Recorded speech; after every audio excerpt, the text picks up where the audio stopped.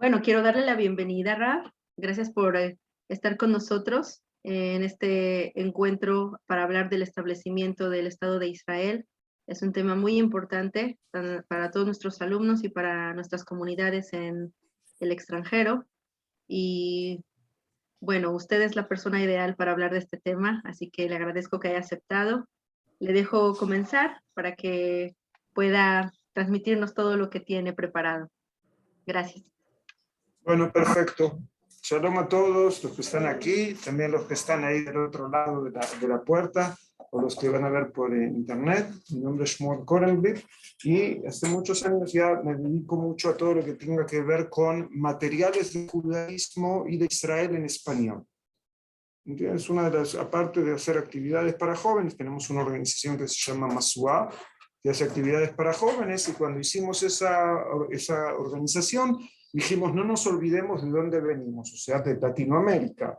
Entonces dijimos, tenemos que preparar materiales para gente que está en Latinoamérica y que quiere aprender judaísmo y que están lejos. Cuando empezamos había mucho menos que hoy. La página de Masua empezó en el año 1997, más o menos. 1997, 1998, y desde ahí que venimos juntando materiales, y después llegamos desde la página de Masua a hacer otro proyecto más, que es el proyecto del Tanaj, que tal vez después les muestro muy poquito, pero vamos a hablar del tema de hoy, de lo que tiene que ver con el Estado de Israel. Entonces quiero ir y les voy a compartir aquí, pantalla, y vamos a ir acá a la página de Masua. También voy aquí a la página de Masua, que es lo que están viendo acá. Me voy a, un segundito, voy a desconectarla, así no estoy en modo de edición. Así pueden ver directo, no de cómo se hace por atrás la página, sino cómo es directamente.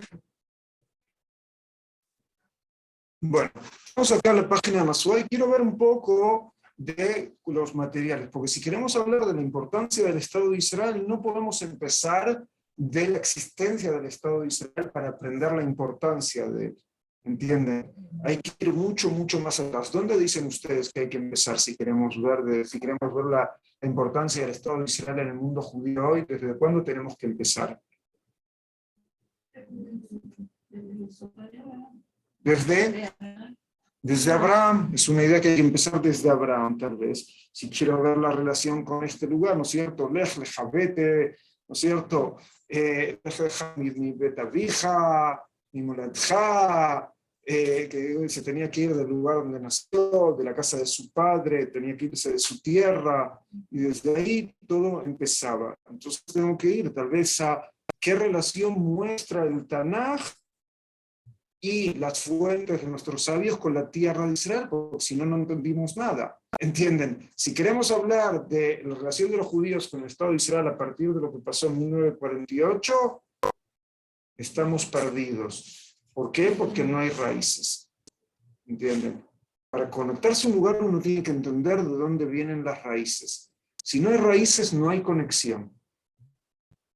En el Pirkei Avot, que es la ética de los padres, que se estudian los Shabbatot principales entre Pesach y Shavuot, ahí dice, ¿sí? Habla de cierto tipo de personas, por ejemplo, que tienen mucho más sabiduría a temor a Dios. Entonces ahí da el ejemplo de que puede ser como un árbol muy grande, muy lindo, pero con pocas raíces. Cuando es un árbol muy grande, con pocas raíces, dice, viene cualquier viento y lo tumba.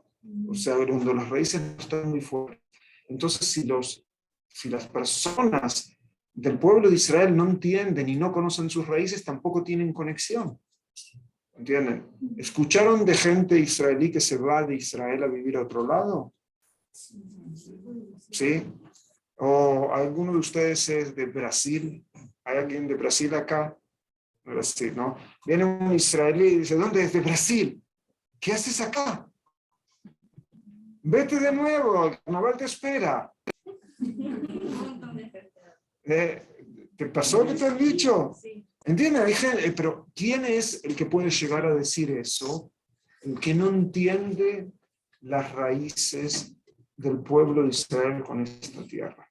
Cuando no hay raíces, no hay conexión, esa es la conexión. O gente, ¿Saben cuántos israelíes viven en Berlín? Se habla de 800.000. No, 800.000 tal vez en Estados Unidos, israelíes en Estados Unidos, pero se habla de decenas o cientos de miles de israelíes en Berlín. De todo el mundo, ese es el único lugar que encontraron para vivir. ¿Sí? Con lo que pasó en Alemania, con lo que pasó con los abuelos o los padres de la gente que hoy en día están tratando. Ahí están tus raíces. ¿Con qué te identificas?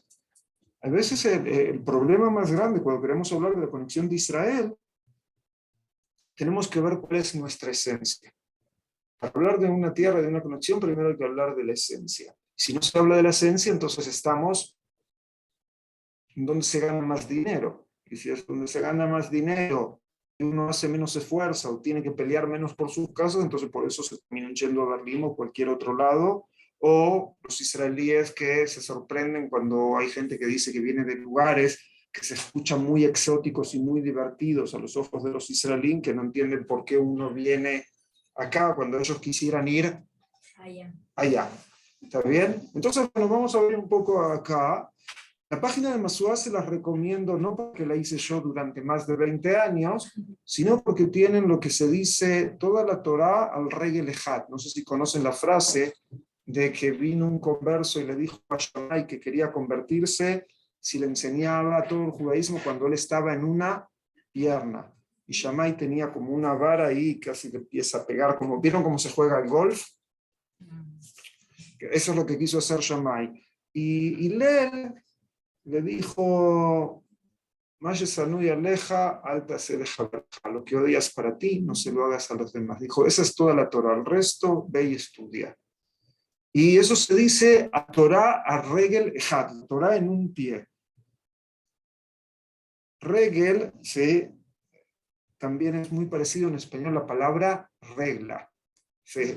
Entonces, tienen acá, esta es la regla que está toda la Torah en este sitio. O sea, si entienden acá, todo lo que van a buscar lo van a encontrar de acá. Entonces tienen lo primero acá que es fuentes, que acá tienen fuentes del Tanaj, conceptos, fuentes de la Mishnah, enseñanzas de los sabios y Midrashim. Se los voy a poner un poco más grande, si pueden ver. Aquí. No, ya es demasiado grande, disculpen. Vamos a 100. Entonces acá pueden ver todos los materiales que pueden tener. Está dividido por cosas que están en las fuentes, cosas que tienen en la filosofía y los preceptos, y acá tienen ciclos, que es ciclo de vida, ciclo del año, ciclo de los meses, historia e Israel. ¿Está bien? Y acá hay recursos para los que son educadores. Eso es lo que pueden tener. Entonces, si vamos acá a fuentes, lo primero que quiero mostrarles es que tengo acá un poco la tierra de Israel. ¿Está bien? Entonces voy acá a la tierra de Israel. Entonces empiezo a mostrar aquí. Entonces, cuando empezamos tenemos que ver cuáles son las fuentes, ¿no es cierto?, que tienen sobre la tierra de Israel, que es algo que tengo que estudiar, ¿no es cierto?, cuando estoy hablando de todo tipo de cosas. Pero tengo otras fuentes más que hemos preparado, que ya me las abrí antes de venir. Un segundo.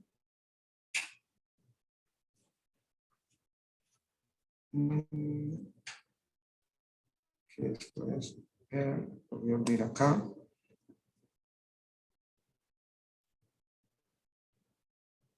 Que es esto. Acá tenemos, una vez encontré un libro que hablaba de la mitzvah, del precepto de vivir aquí en la tierra de Israel. Y ese libro trae muchas cosas muy interesantes. Algunas de las cosas que había que ver las fuentes, bueno, vamos a empezar a ver las fuentes acá, que es lo que nos dicen. ¿Está bien? Acá dicen dichos de Jajamín, de nuestros sabios, sobre la tierra de Israel. Vamos a agrandarlo, así pueden verlo. ¿Está bien? Disculpe. Pero antes de ir a los dichos de los sabios, algunas cosas que me acuerdo así, me vienen a la memoria del Tanaj. ¿Por qué uso la palabra Tanaj y no uso la palabra Biblia? Díganme ustedes. ¿Conocen? No sé si conocen. Está el Tanaj, está la Biblia. En la Argentina, cuando yo era pequeño, ibas a la librería judaica, comprabas el Tanaj y decía Biblia. Pero cuando uno dice Biblia en general, la gente también entiende lo que está en el Nuevo Testamento. ¿Entienden? Y para nosotros no existe que hay un viejo testamento.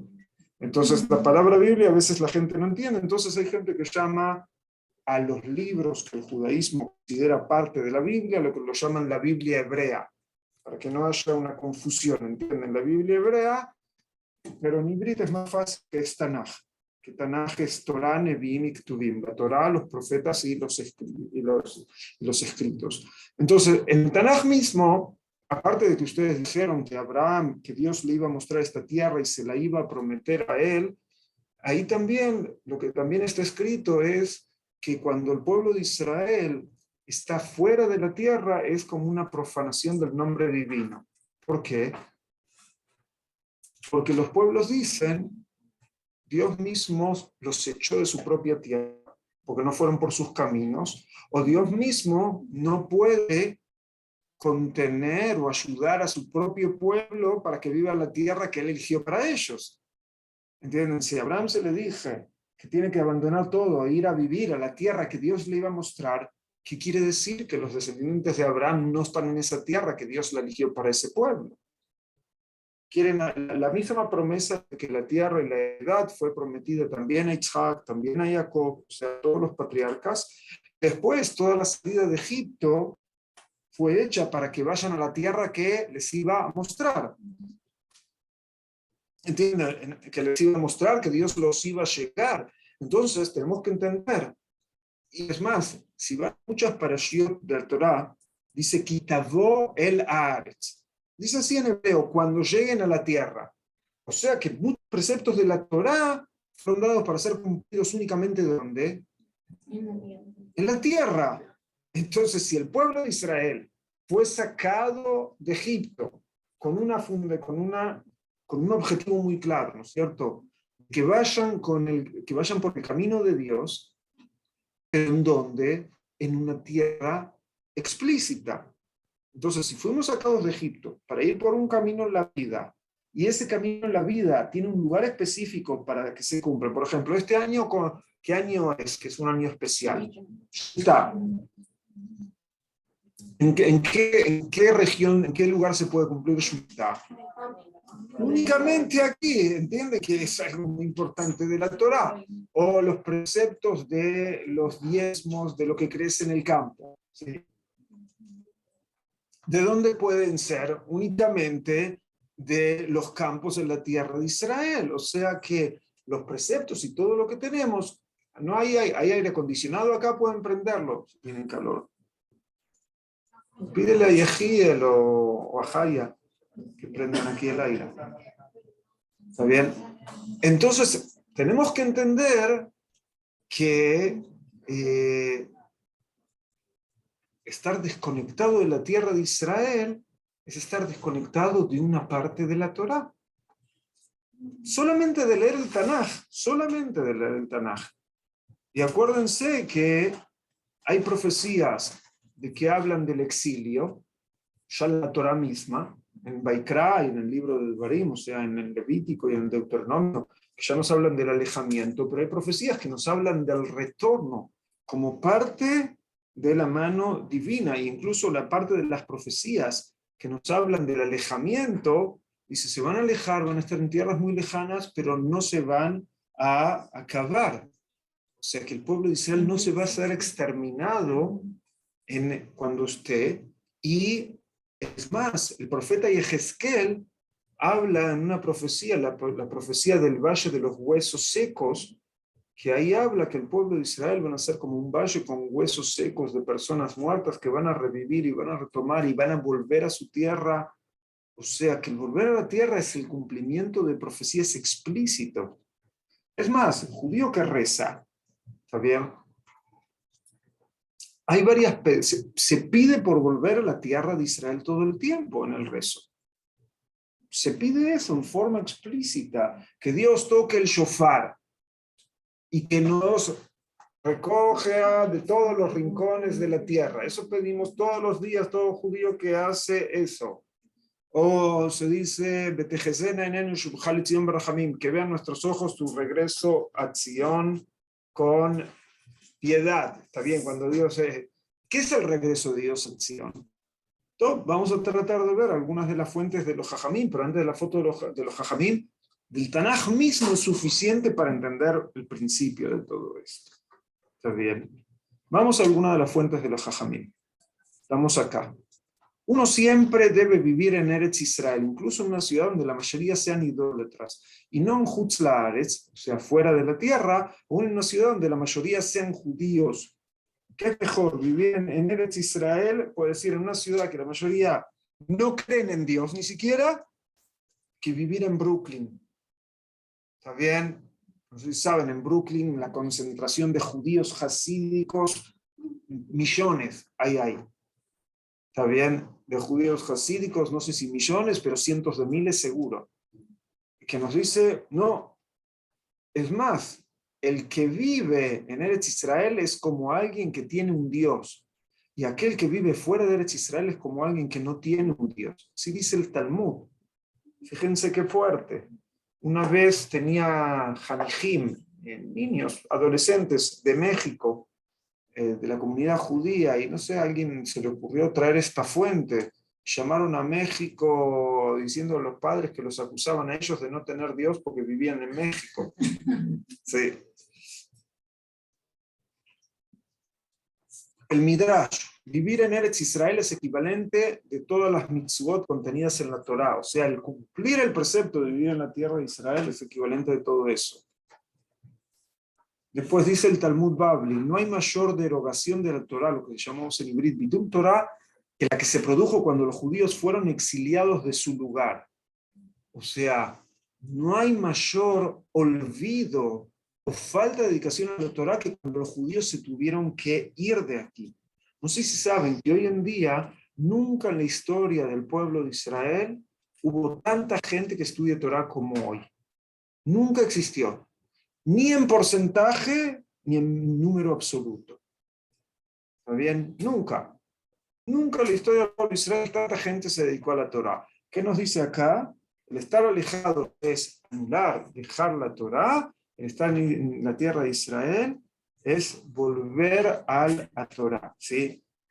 El otro día tenía una publicación, gracias. El otro día tenía una publicación que hablaba cuántas yeshivot había cuando se estableció el Estado de Israel, ¿está bien? Y hablaba de unas decenas, no había ni centenas. Y hoy se habla de miles y miles de yeshivot. Hoy en día, es más, podemos aprovechar que hay internet, ¿no es cierto? ¿Conocen al rabino Google? Fíjense, les pregunto, ¿Kama yeshivot yesh baaretz?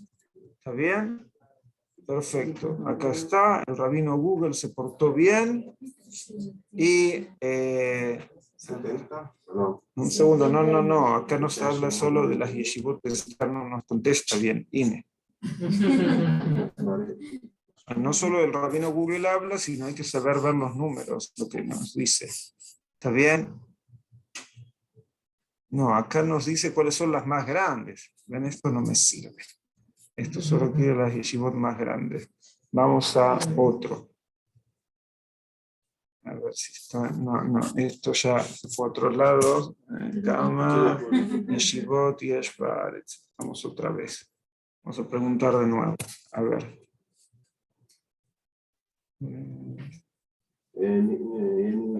Olama Torah de Israel está un poco.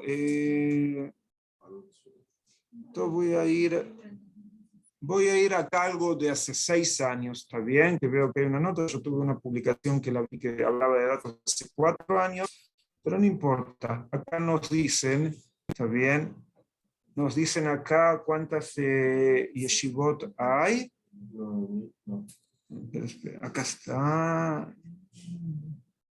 Acá nos habla de las yeshivot esder. Por ejemplo, yeshivot esder que hacen el ejército con yeshiva nos habla que hay 10.000. Está bien, pero acá quiero ver de todas las yeshivot. Y nos habla de los haredim O sea, de jóvenes sionistas religiosos que estudian en yeshivot, más de 10.000. Acá nos habla de los Haredim, ¿sí? Haredim es lo que mal se traduce como ultra ortodoxo, ¿está bien? Es una mala traducción, pero así lo entienden, que nos hablan que tienen cerca de 100.000 estudiantes de yeshivot, ¿está bien? O sea, ¿de qué se está hablando? De que en total hay cientos de miles de estudiantes de yeshivot en miles de yeshivot, y acá nos dicen, fíjense, dice que Haredim hay 1.500 lugares para estudiar Torah. También estaba diciendo ahí. Y más también lo que habrá en sionismo religioso, que habrá otros cientos más, tal vez tienen cerca de 2.000 yeshivot para estudiar hoy en día en Israel. Cuando era la creación del Estado había menos de 100. ¿Está bien? Entonces, fíjense lo que acá decía el Talmud, que no hay cosa que aleja más de la Torah que estar lejos de esto. Después también hay gente que decimos, bueno, están fuera de Israel por cuestiones económicas. Es preferible vivir en los desiertos de Eretz Israel que en los palacios de Jutz Laaretz. O sea, preferible vivir acá en una carpa, en una tienda, que vivir en un palacio fuera de Israel. Y bueno, acá sigue. Hay tantas cosas que dijeron nuestros sabios sobre esta tierra que entonces nosotros podemos ver y entender que había una relación muy especial con este lugar, ¿no es cierto? Entonces eso por un lado, que acá me decía. Ahora, si vamos a, les quiero mostrar acá, yo había abierto algo sobre el Estado de Israel. Si vamos acá, hablamos un poco con Jaya del tema de, acá yo quería, esperen, el tema de Yom Ha'atzmaut, ¿no es cierto? Entonces, si quiero oír el tema de Yom Ha'atzmaut, ¿dónde estaba? Estaba acá.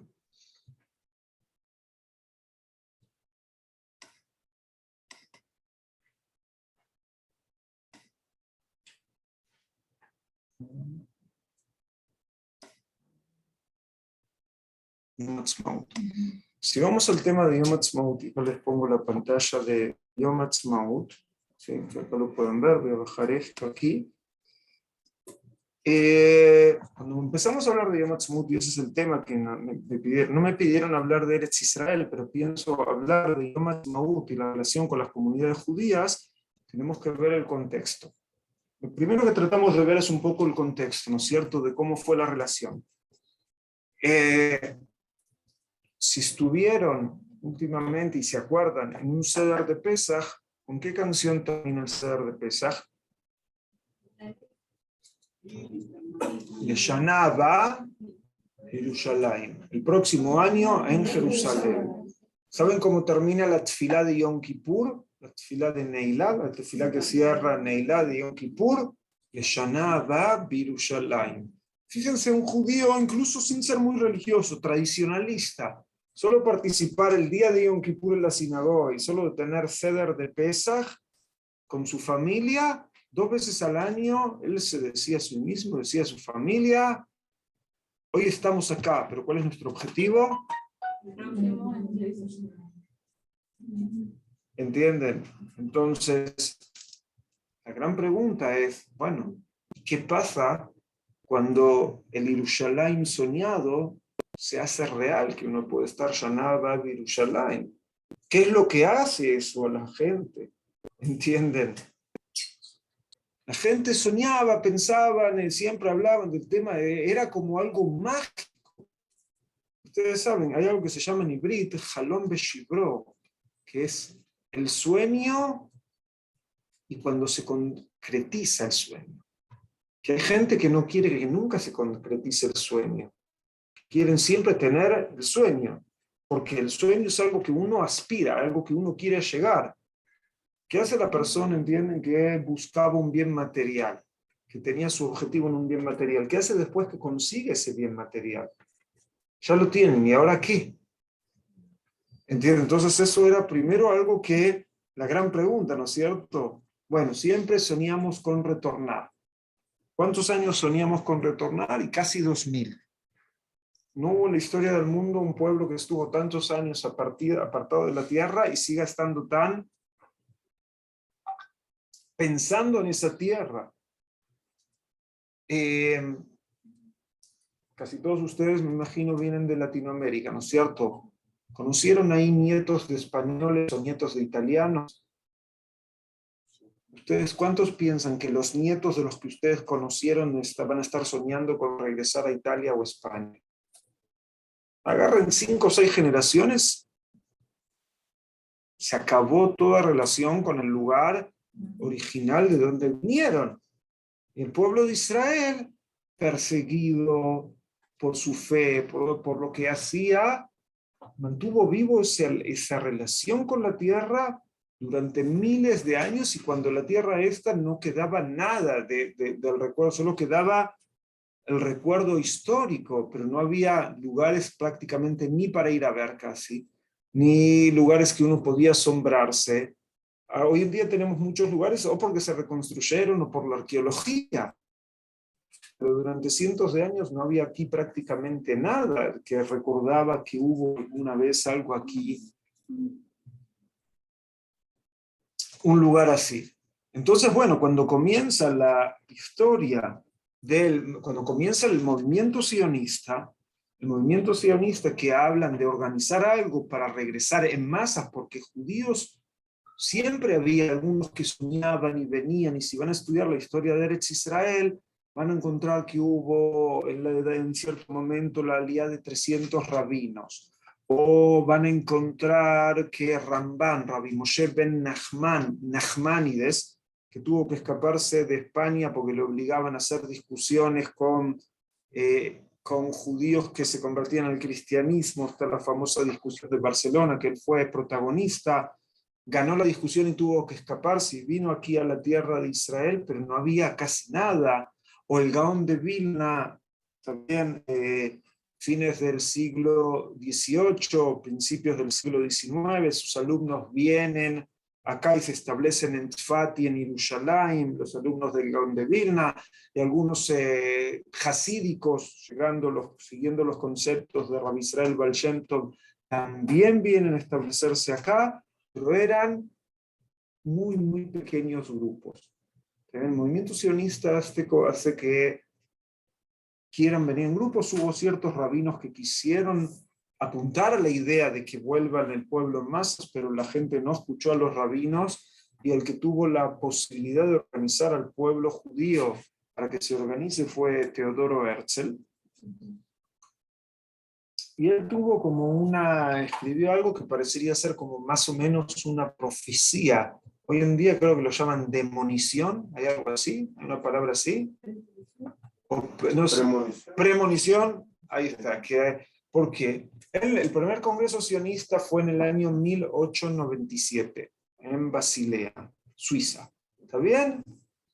Él escribe en su diario: hoy, de aquí a 50 años, logré crear el Estado judío. O sea, cuando hace el primer congreso sionista y trae representantes de todo el mundo judío, incluso hubo gente que viajó desde Argentina y que viajó al congreso sionistas. ¿Saben lo que habrá sido un viaje de Argentina en 1897 o 1898, 1899? ¿Cuántos meses de barco habrá sido? ¿Está bien? Fíjense lo que eso traía. Eso escribe Herzl, de 5 a 50 años. ¿Qué año fue eso, les dije? 1897. 50 años después, ¿qué año es? 1847. 1947. 1947. 29 de noviembre de 1947, las Naciones Unidas apoya el plan de partición de esta tierra y da el derecho a que los judíos creen su propio Estado. ¿Está bien? El Estado se creó el 15, sí, se tenía que crear, se podía crear el 15 de mayo de 1948, porque en la Declaración de las Naciones Unidas también se estableció, creo que el día que los ingleses iban a abandonar esta tierra. ¿Está bien? O sea, Herzl le erró por un año solamente. Dijo, logré crear el Estado judío, el derecho a ser creado se los dieron 50 años después. Y el Estado se creó en 1948. Fíjense qué interesante. Hoy es, ¿qué fecha es hoy? 16 de mayo, está bien. El Estado originariamente se tenía que crear el 15 de mayo.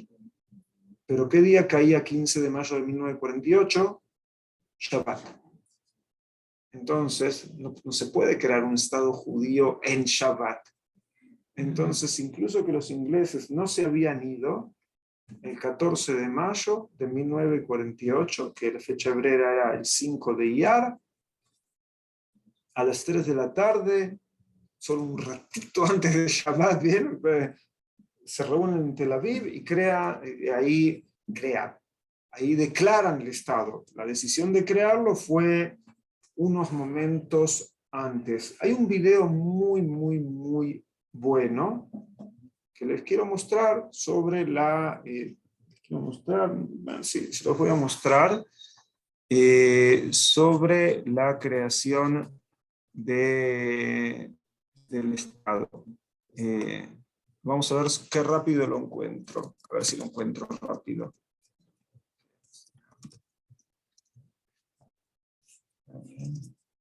YouTube. Vamos a ver si es este.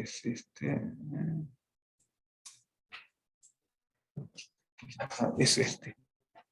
Perfecto, lo encontramos rápido. Pero un segundo, Jaya, voy a compartir de nuevo la pantalla, porque si no, no van a poder escuchar lo que yo voy a ver en el video. Perfecto. Vamos ahí. 14 de mayo de 1948, 16 horas en Tel Aviv. En un pequeño podio ante una asamblea convocada apresuradamente se encuentra un osado líder sionista leyendo un manifiesto que cambiaría el curso de la historia. Así nació el Estado de Israel. Primero, algunos antecedentes. Al final de la Primera Guerra Mundial, los aliados tomaron el control de Medio Oriente, incluyendo la tierra de Israel. La Liga de las Naciones reconoció la conexión histórica del pueblo judío con su tierra y le otorgaron a Gran Bretaña el mandato de ayudarlos a reconstruir un hogar nacional. Sin embargo, disturbios árabes y consideraciones geopolíticas llevaron a una serie de restricciones británicas sobre el desarrollo y la inmigración judíos. Barcos con niños evacuados y sobrevivientes del Holocausto fueron reenviados a Europa. La resistencia judía también aumentó. En 1947, el balón volvió al campo de las Naciones Unidas, donde la mayoría de las naciones decidieron, tras una tensa votación el 29 de noviembre, dividir la tierra en un Estado judío y uno árabe. Los judíos se alegraron. La población árabe local, inició una guerra generalizada. El 15 de mayo de 1948 era la fecha en la que terminaba oficialmente el mandato británico, la fecha en que se declararía el Estado judío y la fecha para la que 5 ejércitos árabes planearon un ataque coordinado para aniquilar el Estado recién nacido. El 12 de mayo, David Ben-Gurión convocó al Consejo Popular. La atmósfera era grave. Moshe Sharet informó que los Estados Unidos exigían posponer la declaración, si no, no ayudarían a Israel contra una invasión árabe unida. Golda Meir informó que el rey Abdallah se arrepintió de su acuerdo original y que sí se uniría al ataque. Algunos líderes militares expresaron serias dudas sobre la capacidad de la pequeña comunidad judía de resistir a 5 ejércitos árabes regulares equipados con armamento europeo. De alguna manera, luego de 13 horas de deliberaciones, Ben-Gurión logra inclinar la balanza contra la exigencia norteamericana. Y el viernes 14 de mayo, ante la presencia de líderes judíos locales, declara el establecimiento del Estado de Israel. La proclamación se inspiró en la Declaración de Independencia de Estados Unidos, reivindica los derechos históricos y morales del pueblo judío sobre su patria histórica y define a Israel como un Estado judío democrático basado en la igualdad de derechos, la libertad y la justicia. La declaración finaliza haciendo un llamamiento a que los judíos retornen a su hogar e invita a la paz a la población árabe local y a los países árabes vecinos. La invasión árabe fue inmediata y duró más de un año. Casi el 50% de la pequeña fuerza de lucha israelí estaba compuesto de sobrevivientes de los campos de exterminio nazis que habían jurado nunca más. 1 de cada 100 judíos que vivían en Israel murió en las luchas. Pero al final de la guerra, el pequeño Estado judío había emergido victorioso, como una nación independiente en su patria por primera vez en 2000 años.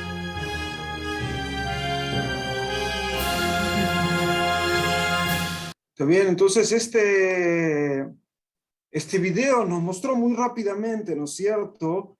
La decisión la tomaron esa misma semana de declarar la independencia. Ahora, cuando se declara la independencia, no solo acaban a festejar, algunos festejaban, otros estaban preocupados por cómo preparar el ejército para defenderse. Pero bueno, hay veces que hay lo que hay, el espíritu que se tiene y por hacer algo, y vieron cuánta gente dio su vida, dijeron 1 de cada 100 murieron en la guerra de independencia. Está bien que es muchísimo, está bien, de lo que ahí había sucedido. Ahora, para aquí, para Israel, fue algo muy, muy especial, la gente que estaba acá, pero no fue algo menor para las comunidades judías en el mundo. ¿Por qué?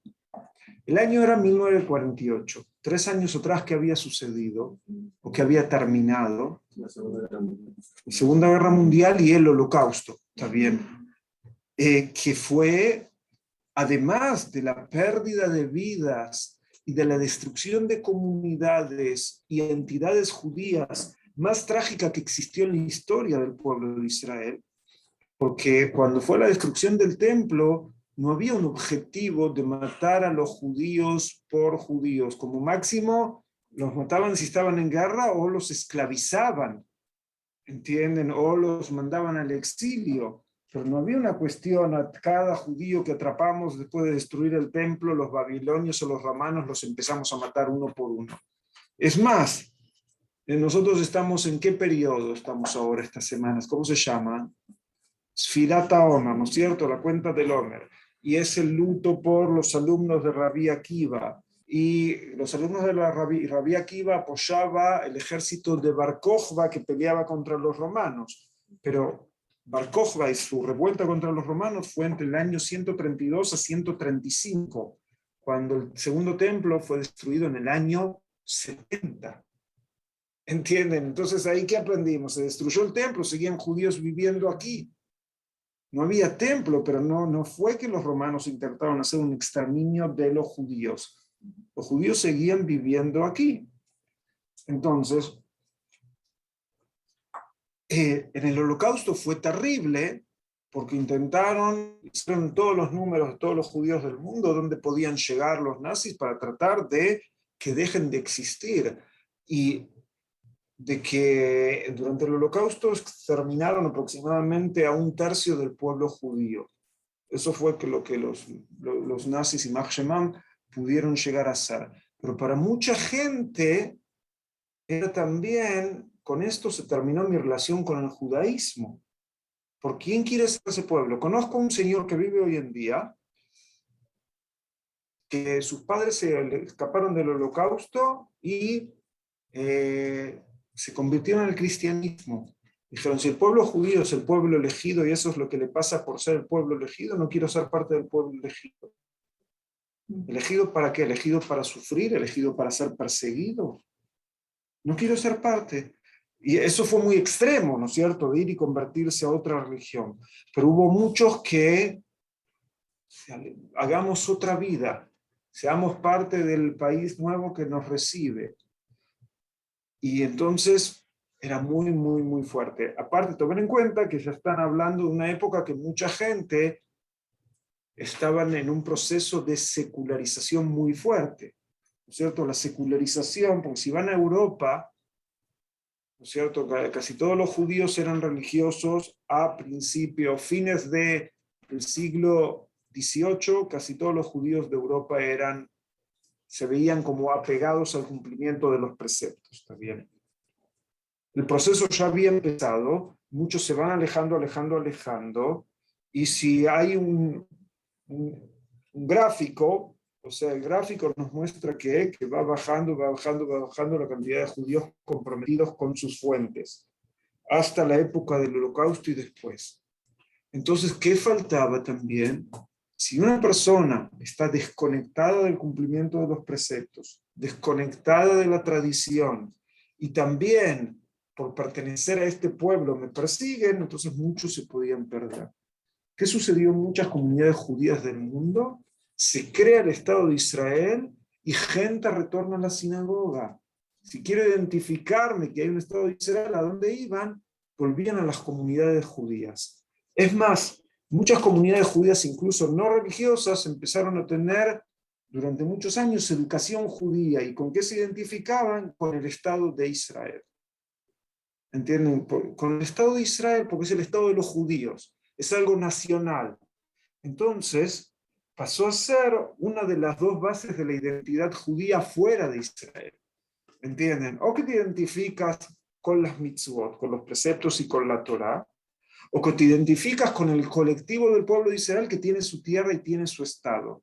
Y hay algunos, como la ideología que yo sigo, la ideología religiosa sionista, que se identificaron con las dos cosas. Me identifico tanto con la Torá y su cumplimiento y con el Estado del pueblo de Israel, y con las dos cosas hacen el judío que está totalmente imbuido en lo que es el pueblo de Israel, porque hay gente que dice el pueblo de Israel, pero ¿qué hace uno por el pueblo de Israel si uno está en su pequeña comunidad, en un lugar, no sé, en la diáspora, que no hace nada en común por los judíos del mundo? ¿Saben cuál es mi trabajo? Mi trabajo hoy en día, por ejemplo, trabajo en Herzog College, principalmente con dinero del Estado de Israel para ayudar a la educación judía en el mundo. O sea, hacemos planes, hacemos materiales para que niños en escuelas judías de todo el mundo puedan estudiar, puedan conectarse con su identidad. ¿De dónde salen los presupuestos? De los impuestos del Estado de Israel. ¿Entienden? Y cómo en un principio la gente retornó a comunidades, a otra gente le dio un camino en la vida o algo con el que identificarse. Hay gente que solo estudió hebreo por ir a una escuela judía, pero estudiar un idioma también es estudiar una cultura. ¿Entiendes? Estudias un idioma, estudias la cultura. Al que le quieren enseñar música israelí, ¿sí? Algunos de ustedes, no sé, había algo, no sé si alguno de ustedes alguna vez escuchó la canción Jai, Jai, Jai, Kenaniot Jai, זה השיר שסבא שר אתמול לאבא והיום אני. Es la canción que mi padre le cantaba, que mi abuelo le cantaba a mi padre, y hoy yo soy el que le tengo que cantar. ¿Sí? O este Motzei Shabbat fue el Eurovisión. ¿Escucharon hablar de eso? Acá en Israel era algo terrible, muy, muy popular y muy, muy importante hace muchos años. Hoy en día a mis ojos es algo totalmente desvirtuado, porque ¿qué era la Eurovisión? Cada país venía con su cultura, con su canción, con su idioma, y mostraba a los demás pueblos en Europa. Hoy en día todos tratan de cantar en inglés para ganar. Entonces, ¿qué tiene de especial que viene un israelí canta en inglés o una italiana que canta en inglés? ¿Entienden? Eso ya no es la cultura de tu pueblo, no es el mensaje. Cuando todavía las canciones eran en hebreo en el Eurovisión, una canción que llegó a salir tercera en el Eurovisión era Kan Noladti, Kan Nalduli Yeladai, aquí nací, aquí nacieron mis hijos, Kan Baniti et Beiti, B'shtei Yadai, aquí hice mi casa con mis dos manos. Y dice, Shanim Alpaim Sof Lindudai. Y después de 2000 años es el final de mi deambular. Esa era la canción de Israel que se mandaba a la Eurovisión hace 20 años o 25 años atrás, ¿está bien? Y esas canciones llegaban a todas las escuelas judías en el mundo. ¿Entienden? ¿No? Yo cuando era pequeño, cuando era adolescente, iba a la sinagoga y en la sinagoga cantaban todo tipo de canciones que llegaban de Israel, y no solo del Israel religioso, del Israel moderno. O sea, ¿qué fue lo que hizo el Estado de Israel a las comunidades judías? Le dio una pertenencia muy, muy fuerte, le dio muchas raíces, incluso a gente que estaba desconectada con el cumplimiento de los preceptos. Es algo gigante, porque si no fuera por el Estado de Israel, ¿cómo está conectado? Les traigo mi caso personal. También mis padres no son nitras, son los dos judíos, viven aquí en Israel, pero no, cuando yo era chico ni siquiera se nos podía llamar tradicionalistas. ¿Está bien? El día de Yom Kippur lo festejábamos que íbamos primero a un restaurante y después pasábamos por la sinagoga. ¿Está bien? Ese era mi Yom Kippur cuando yo tenía 7 o 8 años. No iba a trabajar, el negocio de mi abuelo estaba cerrado, pero íbamos a almorzar y después pasar por la sinagoga. ¿Está bien? Pero a mi papá le gustaba ir al acto del Día de la Independencia de Israel en un estadio. Entonces, fíjense, mi papá que estaba desconectado de todo, no sabía hebreo, no sabía nada, pero... Y en el momento que cuando yo tenía 16 años le dije, yo me voy a vivir a Israel, yo me quería ir a vivir a Israel cuando iba a tener 17, que iba a terminar la escuela, en poco tiempo mis padres me dicen, medio año nosotros también nos vamos. ¿Está bien? Pero, o sea, que era lo único que yo vi prácticamente que conectaba, lo único que yo vi prácticamente, aparte de tener 2 cenas en el año con la familia en Rosh Hashanah y en Pesach, pero lo único que sabía, entienden, que era algo de conexión. Y así como tal vez le sucedió a mi familia, a miles de familias, el Estado de Israel les dio fuerza. Y hoy en día, es algo que yo lo veo como algo malo, lo critico. Si ustedes van a los diarios judíos en el mundo, no son diarios judíos, son diarios sobre Israel que se publican en la diáspora. ¿Entraron alguna vez a Enlace Judío? Fíjense, Enlace Judío, Diario Judío de México. Fíjense cuántas noticias son de México, de la comunidad judía de México, y cuántas noticias son de Israel. Vayan a la Itón Gadol, se publica en Argentina. Fíjense cuánto habla del judaísmo de Argentina, cuánto habla de Israel. Radio High, que también se publica en la Argentina. A mi gusto, está exagerado. Está bien. Porque si un ministro en Israel estornudó, también sale en el diario. El ministro de Israel estornudó. Es un chiste, ¿no es cierto? Pero más o menos hizo una declaración que no cambió la esencia del Estado de Israel, también sale en el diario ahí. ¿Entienden? Que ya es excesivo de que piensan que prensa judía en el mundo es prensa que transmite únicamente lo que pasa en Israel. Pero fíjense la fuerza que tiene eso. Y hoy en día la posición del Estado de Israel es que durante muchos años Israel era como el país pobre. Hoy en día, Baruch Hashem, Israel es el país rico. Siempre se buscaba traer plata de la diáspora aquí a Israel y cómo recolectar. Hoy en día Israel tiene muchos planes para apoyar el judaísmo en la diáspora y los judíos de la diáspora también. Entonces, bueno, eso es parte de que lo que podemos llegar a hablar del Estado de Israel y la influencia en las comunidades. Hay mucho más. Acá tienen en la página de Israel, entré acá donde dice ciclo y busqué donde dice Yom Ha'atzmaut. Entonces acá pueden leer un poco sobre el Estado de Israel, los ciclos que se cierran con nuestro regreso. Ven que acá tienen muchas cosas. Bueno, hay muchas cosas que ustedes pueden llegar aquí a leer. Entonces les dije, todos los materiales aquí los pueden ver desde la página de inicio de Masua, pueden encontrar muchísimas cosas.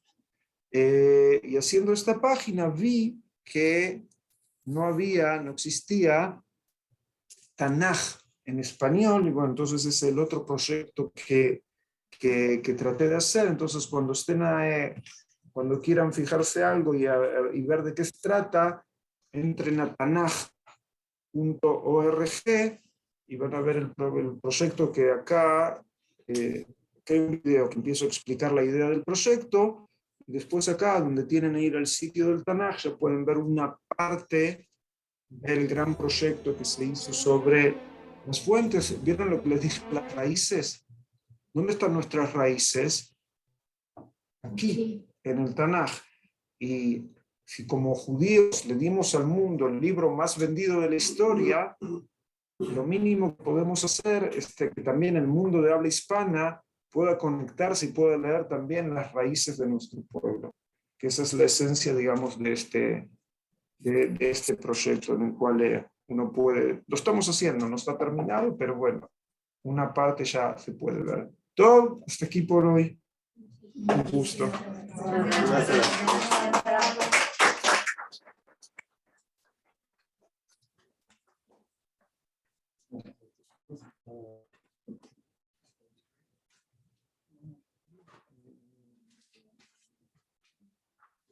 Después hay que publicarlo en YouTube, ¿sí?